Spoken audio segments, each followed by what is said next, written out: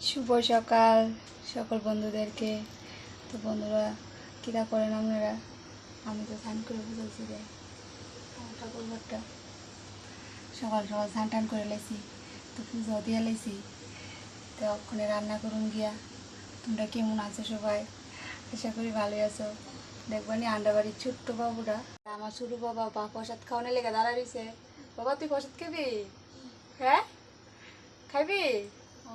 ঠাকুর ঘরের ভিউটা আমার, এই যে গুরুমশাই বসে আছে, আমার জয়শ্রী রাধে কৃষ্ণ। এই যে আমার গুরুদেব বসে আছে, দেখুন আমার ঠাকুর ঘরটা কেমন বললেন।